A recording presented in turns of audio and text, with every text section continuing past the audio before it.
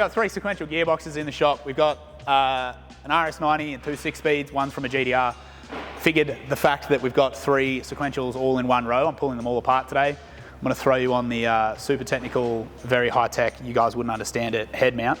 And, well, Dane wouldn't understand it, you guys probably would. We'll sort of give you like a POV pulling apart sequentials. They're very sort of like unicorn of what's actually inside them, but they're very simple when you get into them. Everybody thinks sequentials are like very scary and high tech and flash, but they're basically just a motorbike gearbox. I'm looking at you. You're the one that thinks I'm talking about you. That's why I'm looking at you. Yeah, they're basically a motorbike gearbox inside of a car-sized frame, if that makes any sense. So we're going to throw on the fancy head mount. We'll get this one ripped apart, and then we'll talk you through what we're actually looking for when we go inside here and how they actually work. They're very simple, and by the end of this, you guys can do it too. Really? Don't though, give it to us and pay us. Does this look ridiculous? It feels a bit ridiculous. It's quite heavy too, it's a problem. I told you were going to get there. Yeah, you did say that. I didn't really think about how heavy it was going to be. We'll get there. Anyway, let's go. That's all you got? First, grab a 6. Step 1. Step 1. This is actually the box out of Goku. He had a little bit of a rattle inside the box at Sydney Roll Racing. Didn't actually lose any gears or anything like that. Just had a little bit of a noise that isn't normally there. So we've got the box out. We're going to tear it down and just inspect all the gears and sort of do a bit of a health check on the box, I guess, because this is the 6-speed version, which is we're sort of at 1170, nearly 1200 horsepower in this car now at all 4 wheels, which means we are probably very, very, very close to the power limit of this gearbox. And we want to pull it out and make sure that we're not damaging any of the actual teeth, make sure that we're not actually overpowering the gearbox. If that is the case, we may have to do something about that, but if it's just sort of any of the dog gears or anything like that, it's just an engagement issue. That basically just means it's driver error and it's just wear and tear. So that's less of an issue, that's just a maintenance issue, but if we are actually overpowering the drive gears or the drivetrain inside this gearbox, then we have a bigger problem. Also got Andy's, so this is actually Andy's gearbox out of G-Up. Since we went to the RTS, is it an RTS? Yeah. 6XD.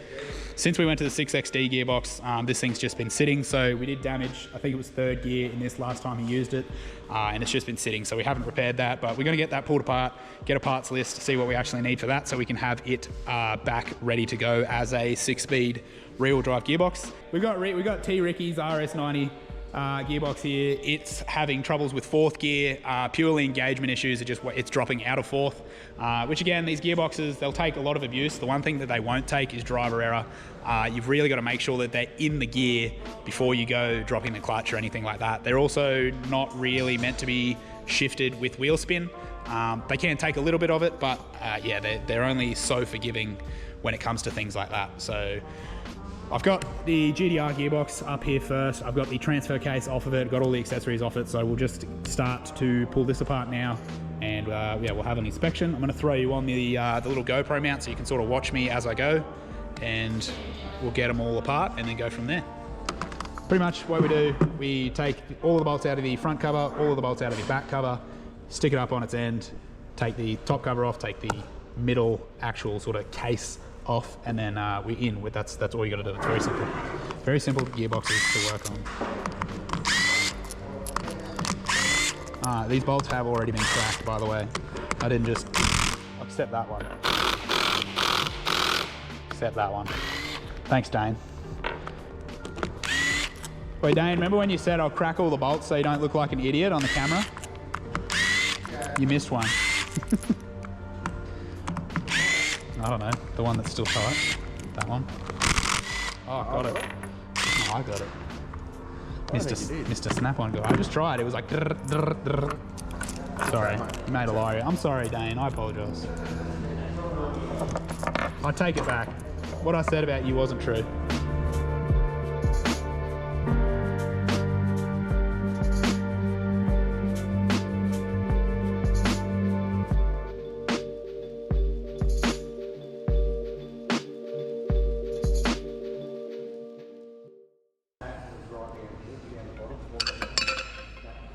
Right, here we go. So this is basically a oil squirter rail. You can put an optional external oil pump on these things. So basically you pump oil into this rail and it goes and sprays oil throughout the gearbox through the squirters. We haven't actually ever run an external squirter because we've never run into any like overheating issues or like bearings running low on oil, like oil starvation in the bearings. So we've never actually never needed to do that. So do with that information as you please. There should be 5 little O-rings which all look like they're inside here, but they do sometimes get stuck and then you lose them, and then not this time by the looks of it. Alright, now we take out our bottom 2 squirters here.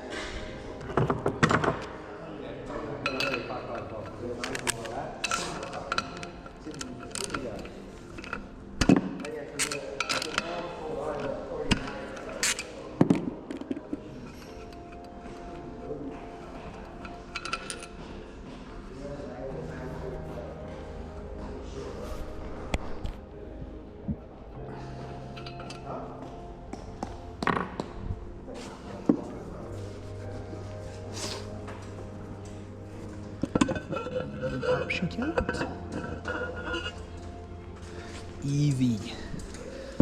So what was that? 9 minutes. Not bad. And we have a piece of gear.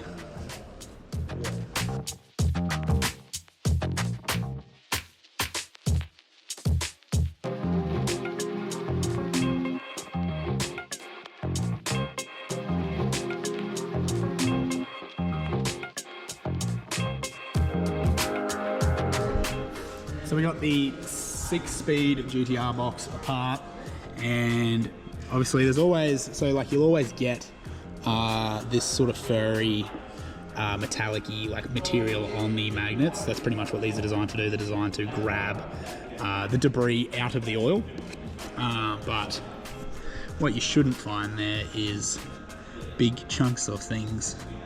So this is part of the inner race of one of the bearings, and if we get you down inside here, you should just be able to see it. If I get a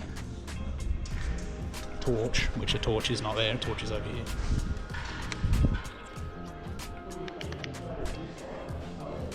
So you can see, if you follow those valleys down, you'll see a plate, and it's nice and round until we spin this around, and you'll see it's there, and then there you can see it's chipped away on the bottom, and it's chipped away again there, and then it goes back to being nice and round. So that little piece there has come from in that bearing. Honestly, not too sure why. I have seen, so Andy's gearbox has done this exact same thing once before. It can sort of come from these shafts loading up on each other, or sort of like loading up and unloading quickly, which I'm pretty sure the time that this happened to Andy's gearbox was when it snapped the input shaft. We pulled it down, found the input shaft and found that bearing, and this possibly is leftover damage from when Goku snapped the front diff. So possibly when the front diff let go, this whole sort of transmission unloaded very quickly, or sort of loaded and then unloaded very quickly, and basically puts a lot of stress on these. These are called the spools. So possibly that's what it's from. The other option is just it's had a bit of debris get down in the bearing, stuff like that, but usually it comes from like a loading and unloading suddenly situation, which that car has done the front diff. So front diff went and it did unload the box suddenly, so that's possibly where that's come from. Everything else in the gearbox looks pretty good. The only thing is the drive gears, or the driven gears, do have some sharp edges on most of them, so we probably want to, like, there's just a couple little burrs on those gears, so we'll probably talk to Jason from Samsonas and see how concerned he is about them, or whether we just basically go and just with a very, very fine file, or not even file, probably sandpaper, emery paper, something like that, and just sort of knock those burrs. But other than that, all the dog gears look really good. Everything's still nice and square. You can see their dovetails here, they've still got nice square edges on them. In these other gearboxes, I'll show you, especially the drifting gearboxes, when they're trying to shift while spinning, these dovetails start to get rounded. Basically, as they get rounded, the chances of them actually biting in and engaging the shift become less and less and less, which is what happens when you start to sort of, people will say their gearbox is popping out or like won't go into fourth, or they've got no fourth or whatever, anything like that. It's usually these dog gears are so rounded off that they can't engage, and basically when they come around and hit each other, they just skip over because they're that rounded. So all of these look good, which is really nice, considering the amount of flat shifting that this box does. But again, having an all-wheel drive car that's gripped up is a lot better for them than having a rear-wheel drive car that's actually designed to spin the wheels drifting. We got the bearing in town, and these gearboxes are super simple to actually disassemble. So nothing is a press fit, nothing has to go in a press and be pressed off or pulled off. Everything basically is a slip fit, if that makes sense. So both the shafts are splined. The only thing that gives you a little bit of trouble is the collars. They take a little bit more effort to get off, but nothing is press fit, which means they are extremely easy to disassemble. So basically the process for pulling this thing apart, split the cases, pull the main case off, and you can just take the circlips off, pull every single gear off in order. I like to stack them along a big bench, or in this case, a big sheet of metal, a big sheet of steel. And that way I just keep all the gears in order. I don't have to think about it. I can just take them off and put them back on the reverse way, and you're done. All the bearings just have bearing retainer plates, so you don't have to worry again about pressing anything out. You just take the retainer plates off and the bearing slips out nice and easy, and makes them a very serviceable gearbox if you have to service them. So in the unfortunate event that you do damage the box, they are nice and easy to fix. It's not a big ordeal to actually fix them. We managed to fix Goku's gearbox with parts that we could get in town, which is super handy. Just goes to show sort of how simple they are. They use an off-the-shelf bearing, stuff like that. You can just go down to a bearing shop, buy a bearing, fix it. So that's what we did. We obviously spoke to Jason before we did that. That's our sort of contact with Samsonas. Spoke to him, made sure it was all sweet.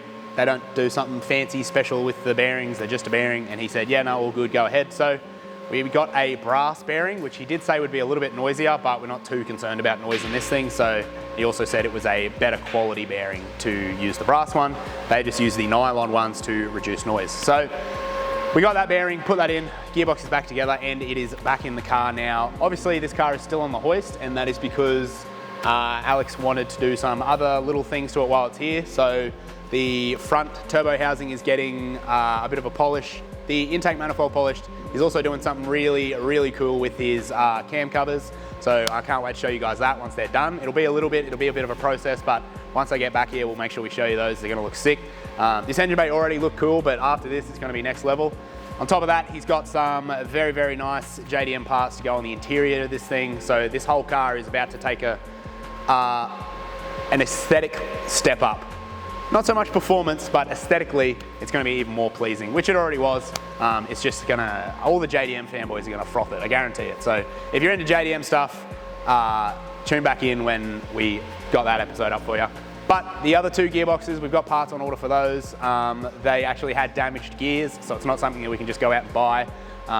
But they are on order from Jason, so they should only be sort of 2 or 3 days. He's usually on top of that stuff, and he's usually got most of it in stock. So once we get those gears here, we'll probably do a little bit of a short with you. We can show you the difference between a brand new part and the damaged part, and you can sort of see where it's going wrong firsthand. But yeah, other than that, stay tuned, like, comment, and subscribe, and we'll see you on the next episode.